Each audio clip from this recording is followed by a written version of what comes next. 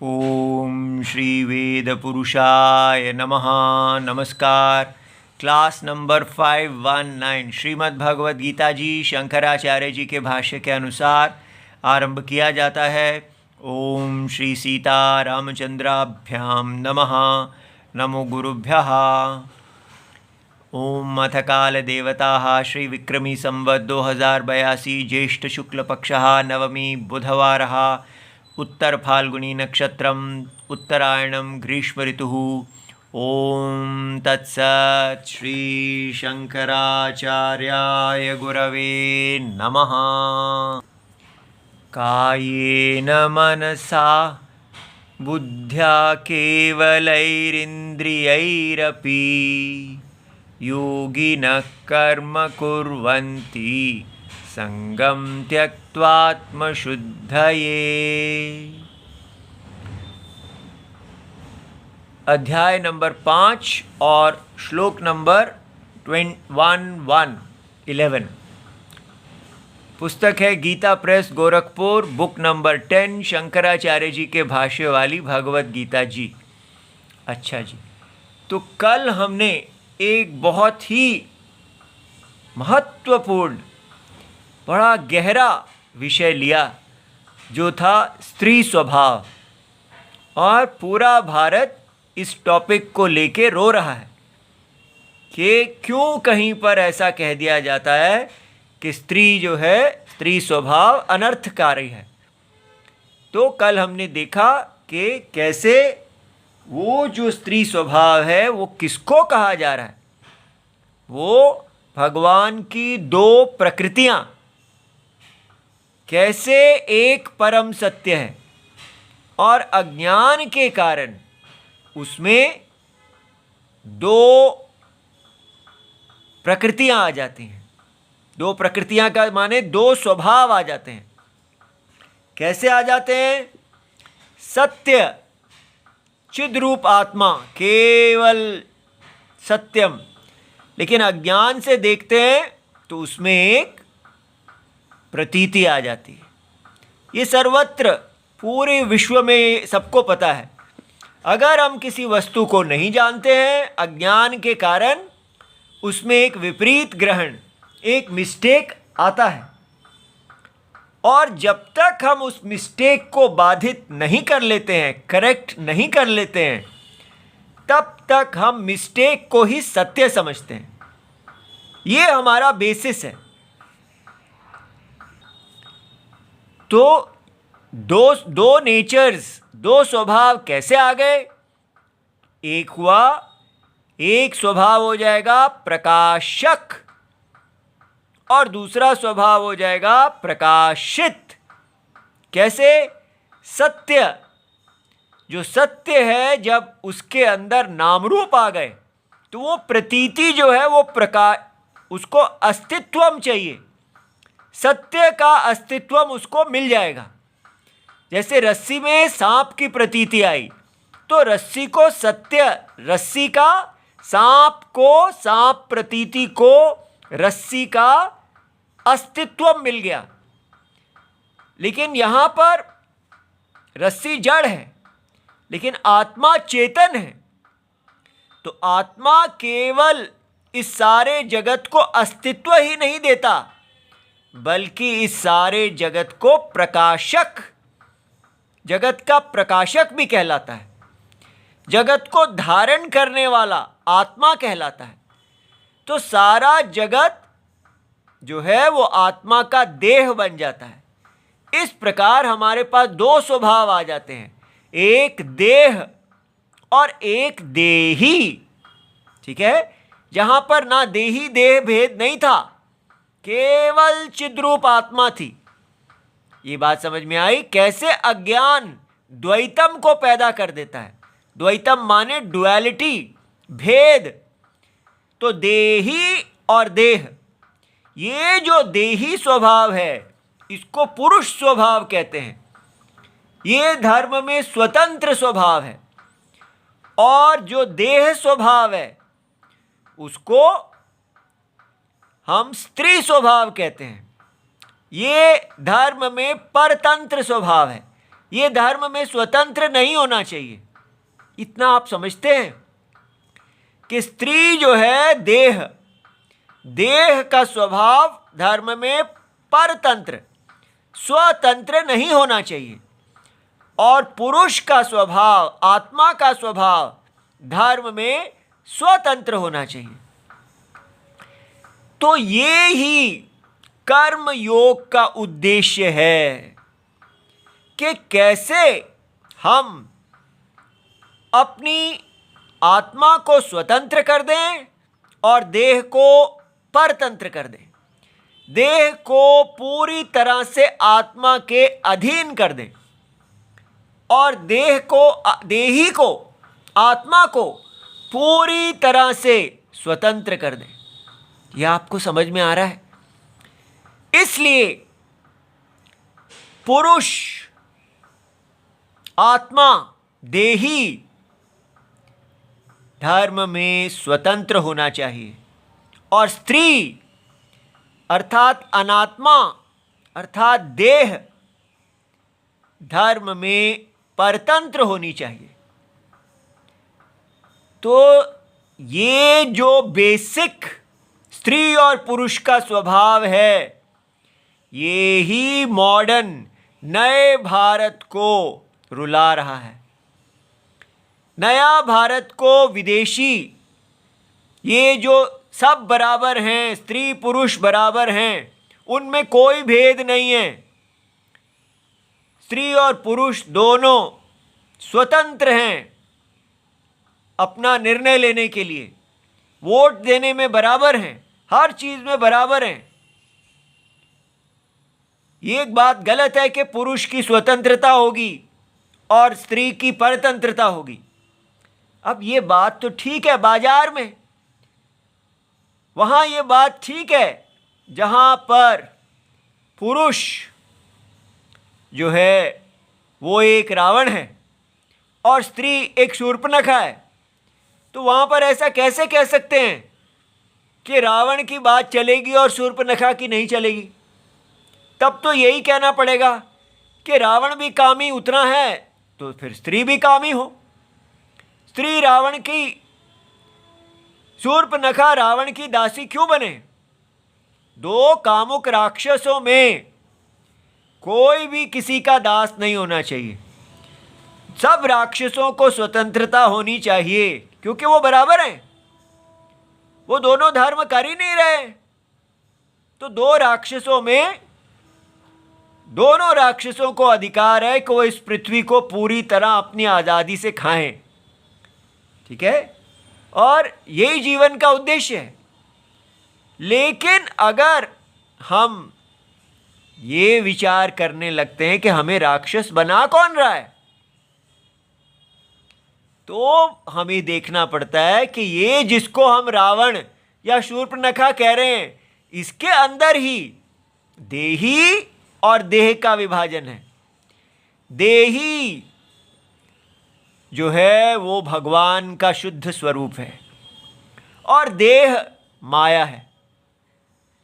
सो माया स्वभाव से ही परतंत्र है और देह स्वभाव से ही स्वतंत्र है। ये दोनों मिक्सअप हो गए हैं, मिल गए हैं, एक बन गया है। लग रहा है जैसे ये है लिविंग थिंग, जो लिविंग चेतना है वो आत्मा में से आई है और जो थिंगनेस है वो माया में से आई है। तो माया और मायावी मिल गए हैं। इसलिए हमें बताया जाता है कि आप रावण और शूर्पणखा इसलिए हैं क्योंकि आप अपनी देह के अधीन हैं। आपकी देह आपके लिए डिसीजन ले रही है।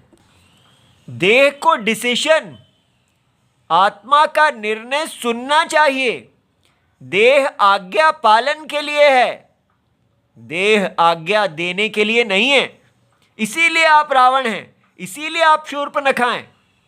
ये बात आपको समझ में आ रही है कि हमें बताया जाता है कि आपको कौन रावण बना रहा है। ये हमारे भारत की एजुकेशन में पूरी तरह मिसिंग है। हमें कहा जाता है आप रावण हैं, आपका काम है भोक्ता होना, भोगना, लेकिन इसलिए आपको भोगने के लिए पूरा तैयार किया जाएगा। आप स्वयं भी भोग कीजिए और पूरे देश के भोग शक्ति बढ़ाने के लिए उसमें अपना योगदान दीजिए। यही राष्ट्रवाद है। भारत को संसार का सबसे बड़ा भोक्ता बनाने के लिए आप सब यज्ञ में आहुति डालिए। ऐसी भाषा बोल के हमें बताया जाता है कि ये भोग को बढ़ाना ये राष्ट्रीय यज्ञ हो रहा है। सारे रावणों को अपने सपनों को पूरा करने का अधिकार देना ये राष्ट्रीय यज्ञ है। इस प्रकार एक नया राष्ट्रवाद बनाया गया है जो हमको कह रहा है कि भोग को बढ़ाना, विकसित भारत बनाना, ये हमारा हिंदू उद्देश्य है। ये भगवत गीता सिखा रही है। तो आप देख रहे हैं कि कैसे हम बिल्कुल उल्टी दिशा में निकल पड़े हैं। कहाँ गलती हो रही है? हम ये नहीं देख पा रहे हैं कि हमारे अंदर दो का विभाग है। एक आत्मा है देही और एक अनात्मा है आई, नॉट आई। ये दोनों मिक्सअप हो गए अज्ञान के कारण। तो क्या हो गया? देह जो भगवान का स्वरूप नहीं है वो भगवान में आई है अज्ञान के कारण। इसलिए उस देह को, वो देह स्वतंत्र नहीं है, उसकी कोई सत्ता ही नहीं है, वो केवल अविचार में है। लेकिन आत्मा नित्य है।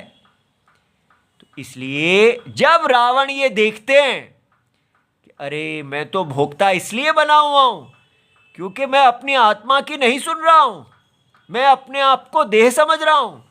शूर्पणखा को भी ये देखना चाहिए कि मैं तो भोक्ता इसलिए बनी हुई हूं क्योंकि मैं अपनी आत्मा देही की नहीं सुन रही हूं। जो देह मांगती है मैं तो कह रही हूं। तो अब इसीलिए मैं कह रही हूं कि मैन और वुमन को कंजम्पशन में इक्वल राइट्स होने चाहिए। दोनों भोक्ता हैं, कोई किसी का भोक्ता नहीं है। ये नहीं है कि पुरुष जो है वो अपनी तानाशाही करेगा, दोनों तानाशाही करेंगे। दोनों को अपनी इच्छा को, अपनी काम अग्नि को पूरा करने का समान अधिकार होना चाहिए। ये बात भारत समझ ही नहीं पा रहा कि काम अग्नि को पूरा करने का समान अधिकार के पीछे कहां से कौन सा अविवेक है। जब तक हम अपने अंदर के देही और देह के विभाजन को नहीं देखेंगे कि हमारे अंदर दो प्रकृतियां हैं, हमारे अंदर दो स्वभाव हैं, एक पुरुष स्वतंत्र स्वभाव और एक स्त्री परतंत्र स्वभाव। ये स्त्री को परतंत्र किसी इनजस्टिस ने नहीं बनाया है। ये परतंत्रता जो है ये यूनिवर्सल है। ये एक्सप्लॉयटेशन नहीं है, ये स्त्री का शोषण नहीं है। वो शोषण वाली बातें जो हैं वो देह अवस्था में आती हैं। विचार अवस्था में आप देखते हैं कि मैं स्त्री भी हूं और मैं पुरुष भी हूं, देह से स्त्री और देही से पुरुष। अब यहां पर कौन किसका शोषण कर रहा है? दो लोगों में तो शोषण और शोषित का भाव होगा, लेकिन अपने अंदर तो देखें, क्या मेरी आत्मा मेरी देह का शोषण कर रही है या देह आत्मा का शोषण कर रही है? तो आप देखेंगे कि हाँ, देह आत्मा का शोषण कर रही है। कैसे? अगर देह अपने आप को ही भरती रहेगी तो आत्मा मर जाएगी, आत्मा का कल्याण नहीं होगा, आत्मा धर्म नहीं कर पाएगी, आत्मा मोक्ष को नहीं प्राप्त होगी, वो सदा देह की दासी बनी रहेगी। आत्मा को देह की दासी नहीं होना चाहिए, आत्मा को देह का स्वामी होना चाहिए। ये कोई मेल शोविनिज्म नहीं है, इसमें फेमिनिज्म मत लाइए। ये सत्य है। हर स्त्री के अंदर भी आत्मा स्वामी और देह दास होनी चाहिए। और हर जगह यही तो कहा जाता है, अपनी आत्मा को, अपने शरीर को जीतो, अपने गोल को मीट करो, अर्जुन बनो, ऐसा कहते हैं, केवल गोल ओरिएंटेड बनो। लेकिन वहां क्या कहा जा रहा है? काम की पूर्ति के लिए देह के अंदर उठने वाले बाकी जो काम है उनको रोक दो। घोड़ा एक दिशा में चलता है, उसकी आंखें बंद कर दी जाती हैं, केवल फोकस्ड हो जाओ। वो क्या कहा जा रहा है? वो देह को जीतो ये नहीं कहा जा रहा, वहां कह रहा है देह की एक काम जो है उसमें चलो और बाकी कामों को जीत लो। एक काम को बढ़ाओ, बाकियों को जीत लो। वन डायरेक्शन गोल। तो वहां भी हम देह की बात मान रहे हैं, आत्मा की नहीं मान रहे। इसलिए अच्छी तरह देखिए, अपने अंदर जब तक आप देही और देह के नेचर को अलग अलग नहीं देखते, उनके स्वभाव को अलग अलग नहीं देखते, और ये नहीं कहते कि आत्मा को जीतना चाहिए, देह को हारना चाहिए, देह को आत्मा की बात सुननी चाहिए। आत्मा की जो इच्छा है वो देह का काम नहीं है। यहां तक पहुंचना कि देह की सारी जो कामनाएं हैं वो सब अनर्थ हैं, क्योंकि देह जो है वो धर्म को नहीं जानती। देह के अंदर जो इच्छा है वो, क्योंकि देह स्वभाव से ही अपूर्ण है, और देह जो है वो अपने आप को पूर्ण करती ही रहेगी, वो कभी पूर्ण नहीं हो सकती। आत्मा स्वभाव से ही पूर्ण है, इसलिए आत्मा में जो काम उठेगा वो धर्म होगा। देखिए, इसलिए हमें आत्मा की शरण लेनी है। ये आपको समझ में आ रहा है कि आत्मा की शरणम क्या है, कितनी इंपॉर्टेंट है आत्मा की शरणम। आत्मा की शरणम क्या है? जैसे ही आप अपनी देह की आत्मा की शरण लेते हैं तो आप समष्टि आत्मा की शरण ले लेते हैं, क्योंकि आत्मा एक है, देह अनेक हैं। ठीक है? तो अंदर जाते ही आपको वहां भगवान मिलते हैं, श्री कृष्ण मिलते हैं। ठीक है? देह के अंदर रहने वाले क्षेत्रज्ञ देही साक्षात श्री कृष्ण पूर्ण आनंद स्वरूप हैं। इसलिए हमको अंतरात्मा भगवान की शरण लेना और ये पहचानना कि अंतरात्मा भगवान और देह का काम में क्या भेद है। एक माता जी, उनका हमने इंटरव्यू सुना, वो 20 साल आर्मी में नौकरी करके रिटायर हुई हैं, और वो कहती हैं कि मैं काली माता की आज्ञा सुनती हूँ, आत्मा की आवाज़ सुनना मेरा बल है। सदा मैंने अपने अंतरात्मा की आवाज़ सुनी है, और उसी के कारण मैंने सदा धर्म का पालन किया है। और मैं समझती हूँ कि भारत जो है अब वो बहुत ही अपने काले अंधकार से बाहर निकल रहा है, क्योंकि भारत में अब नारी और नर का भेद ही खत्म किया जा रहा है। बचपन से वो कहती हैं कि मुझे बताया गया था, मेरी माँ कहती थी तू लड़की है, ऐसा ना कर, ऐसा ना कर, ऐसा ना कर, ऐसा ना कर। लेकिन ये कितनी गलत ट्रेनिंग है। अब बताइए, क्या लड़की को ये नहीं कहना चाहिए कि तू लड़की है? लड़के को नहीं कहना चाहिए कि तू लड़का है? यहां पर बताया जा रहा है कि स्त्री और पुरुष का स्वभाव भिन्न है। अगर वो अपनी देह से चलेंगे तो एक ही जैसे दिखेंगे, लेकिन अगर वो अपनी जानेंगे कि उनके अंदर दो स्वभाव हैं, एक है नर और एक है नारी, आत्मा का स्वभाव नर है और देह का स्वभाव नारी है, तो इसलिए स्त्री का जो देह है वो नारी रूप देह है और पुरुष की देह नर रूप देह है। उन दोनों को इस प्रकार सीखना है जीना कि नारी जो है वो परतंत्र, धर्म में परतंत्र होने का जीवन जी सके, और नर को ऐसे सीखना है कि वो धर्म में स्वतंत्र होने का जीवन जी सके। ऐसी हमारे देश की ट्रेनिंग रही है कि स्त्रियों को सिखाओ कि कैसे उन्होंने धर्म अनुगामिनी बनना है, सीता को राम जी के पीछे चलना है, और राम जी को ये सिखाया जाता है कि कैसे तुमने सीता को अपने साथ पीछे रखना है, उनकी रक्षा करनी है। सीता जी को सिखाया जाता है कि अगर तुमने स्वतंत्रता धर्म में धारण की तो तुम सुरक्षित हो गई, असुरक्षित तुम्हारे लिए असुरक्षा है अपने राम से दूर हो जाना। इसलिए तुम काम का मार्ग मत अपनाओ, सदा अपने पति की आज्ञा का पालन करो।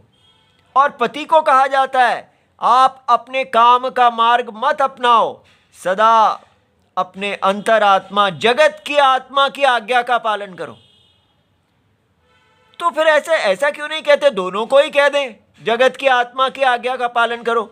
ये क्यों कहते हैं कि स्त्री जो है वो पति की आज्ञा का पालन करे और पति जो है वो भगवान की आज्ञा का पालन करे? दोनों को ही कह दो भगवान की आज्ञा का पालन करो। हाँ, यही भगवान की आज्ञा है बेटा। स्त्री का जो शरीर है वो और पुरुष का जो शरीर है उन दोनों के स्वभाव में भेद है। स्त्री का शरीर जो है वो माया के स्वभाव जैसा है और पुरुष का जो शरीर है उसके अंदर मायावी के गुण हैं। ऐसा भगवान ने अपने दो रूप बनाए हैं, उनके दो रूप हैं पुरुष और स्त्री। इसलिए उनको ये मत कहिए कि स्त्री और पुरुष को अलग अलग ट्रेनिंग नहीं मिलनी चाहिए, एक ही जैसी मिलनी चाहिए। वो माता जी कहते हैं आजकल आर्मी में सब स्त्रियों को कमांड की आगे फॉरवर्ड फाइटिंग करने के लिए पूरा जनरल बनना, ये सब बनना पूरा अधिकार है। पूरा भारत कितना विकसित हो रहा है, कितना हम आगे बढ़ रहे हैं, और ये सब उनको कौन बता रहा है? काली देवी, काली जगदम्बा काली उनकी गुरु है, वो अंदर से सब बता रही हैं। ये कैसे होता जा रहा है कि अगर उनके पास देवी काली गुरु रूप में है तो उनको ठीक बताना चाहिए, लेकिन हम अपनी देह से देही के बीच में का भेद नहीं देख पाते। अपनी देह हमारा इतना वशीकरण कर लेती है कि हमको बस यही दिखता है। वो माता जी कहती हैं कि हर पुरुष और स्त्री को देश सेवा करने का पूर्ण अधिकार होना चाहिए। ये क्या बात है कि पुरुषों को देश सेवा करने का अधिकार है लेकिन स्त्रियों को नहीं है? अब बताइए, अगर उसको कहो नहीं, घर में अगर एक स्त्री माता जब बनती है पूरे घर की रक्षा करती हैं, वो देश सेवा नहीं है? ना ना, वो क्या देश सेवा है, वो तो नौकरानी का काम है। तो आर्मी में जाके जहाँ वहाँ पर आप गोलियाँ खाते हैं वो नौकरानी नहीं है, वो नौकर नहीं है क्या?